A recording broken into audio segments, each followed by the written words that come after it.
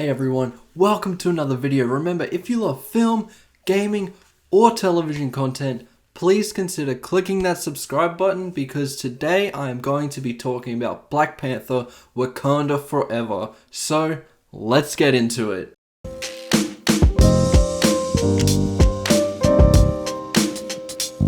I have to admit that this is the most excited that I've been for an MCU film for a long time. The first Black Panther still stands as my second favorite MCU film underneath the first Iron Man. I think it is the only MCU film that dived head first into social themes. A lot of the MCU films talk on it a little, but none are as effective with it as Black Panther, and I've always loved how these films just stand on their own. I rewatched the first one the day before I saw Wakanda Forever, and you really don't need to see a single thing before seeing the first Black Panther. And honestly, Wakanda Forever feels like a nice continuation to the first. It feels like a direct sequel to the first, rather than being a half or a third of a sequel to a few MCU films. I have never been a fan of that, and I feel to this day that the Captain America trilogy and the Thor quadrilogy, for example, don't feel like real continuations because they use other films to back off on. I also thought that Wakanda Forever faced a real challenge in terms of getting this made due to the absolutely tragic passing of Chadwick Boseman. His death affected a lot of people, and his impact on the industry will never ever be forgotten. He was excellent as Black Panther and had so many great roles, like his one in Ma Rainey's Black Bottom and The Five Bloods, and it's just so tragic hearing how Ryan Coogler had the script for this film completed, and when he offered the script to Boseman to read, he said he was too tired to read it. And now knowing that he was fighting cancer just makes it all the more tragic. With all of this, I was as pessimistic as anyone about the idea of this being made. I was adamant on that opinion that I really didn't think that this should have been made, as it would have come off very tasteless. It's fine to give this series a rest and let Boseman's legacy speak for itself and its impact on the MCU live on forever. I then saw that original teaser trailer and my opinion instantly flipped because they looked like they were going to be very respectful and use this as a platform to give their final respects to Boseman before they move on. And I love that idea, and that is what made me really excited for this, to the point where it was one of my most anticipated MCU films in years. Unfortunately, I don't think it lived up to my expectations for a few reasons, which I'll go into, but I don't think that this is by any means disrespectful. Wakanda Forever deals with his death in a way that feels tasteful and really lets the audience and characters deal with the grieving of this wonderful actor. I think in terms of what really works is that element. When the characters are feeling pain about dealing with that loss, it hurts a little bit because it feels like it's coming from a real place. Both Letitia Wright and Amanda Bassett give some of the best performances I've ever seen in the MCU, and I feel like it was a really nice change of pace to have a serious MCU film that isn't undercutting its serious themes with some forced jokes that are corny as hell. I also think that this is one of the best shot MCU films. Most films in this franchise look average as hell. There are a few moments in some of these films where you are mesmerized by how they look. Both the first Black Panther and especially this have some real memorable shots that will stick in my mind, because I think Ryan Coogler has perfected that balance of utilizing whatever Kevin Feige forces these directors to do while also having his own vision present. The job of making Wakanda Forever would have been a difficult one for Coogler to make, as well as the cast. Yes, there is that element where the whole script had to be rewritten due to Chadwick Boseman's passing, but something that doesn't get mentioned enough is they have to now work on a project where their friend, who they shared a bond with, was such a massive part of this project, and now they have to do this job without him.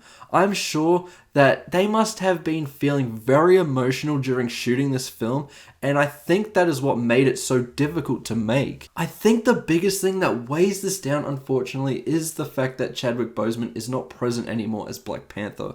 His presence adds so much to the first one, and you really notice him missing in the second. And you also notice how much he actually had to carry when it came to Black Panther. I mean, Shuri was a character I wasn't a big fan of in the first. I think I like her a whole lot more in the second, but I still can't shake the feeling that she is a supporting character, and without the lead to steer the ship of the film, it feels a little aimless at times, and I got that feeling a few times while watching Wakanda Forever. This is a 2-hour and 40-minute epic that just does not have the legs to last that long. It is an exhausting watch at times and really hurts the rewatchability of this.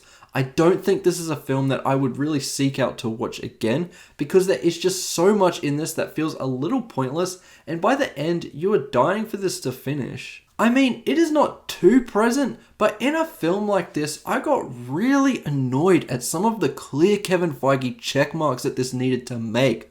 While I don't mind Ironheart as a character, and I am really optimistic about the show, did we really need to have that setup for a show put into this? That one does not annoy me a crazy amount though, because it does fit into the film logically enough. There is another aspect with Agent Ross, which I won't spoil, but this stuff felt so forced and was trying to set up the building blocks for another MCU project, and it was pointless.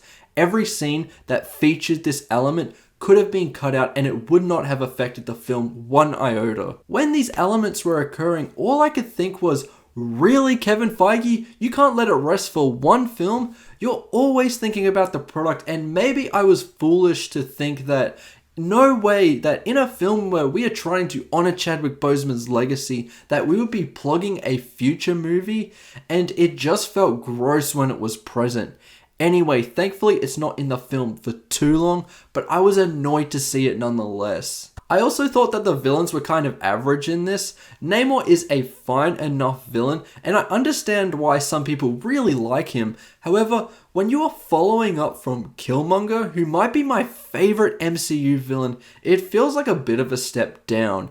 Don't get me wrong, he is better than most MCU villains, and I do like the performance and the tribe and what they represent, but I did feel like we took a step back in that regard. Going back to some positives again, I just want to really just acknowledge those performances once again, especially Amanda Bassett. I would not be upset if she got nominated for an Oscar, because she does such a phenomenal job in this supporting role. And once again, Letitia Wright was great in the lead.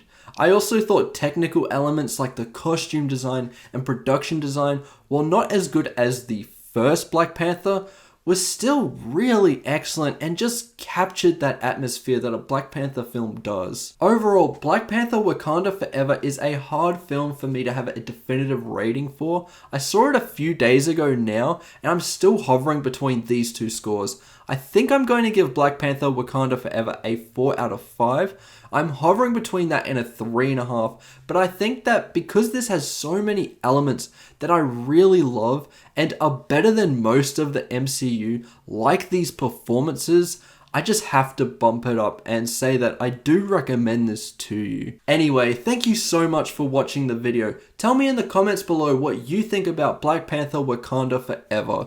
Remember to like and subscribe, and I'll see you in the next one. Goodbye. You know, it's a pleasure to be celebrated by you, to be loved by you. And one thing I do know, did it change the industry? I know that you can't have a Black Panther now without a 2 on it. So we love you and we celebrate it.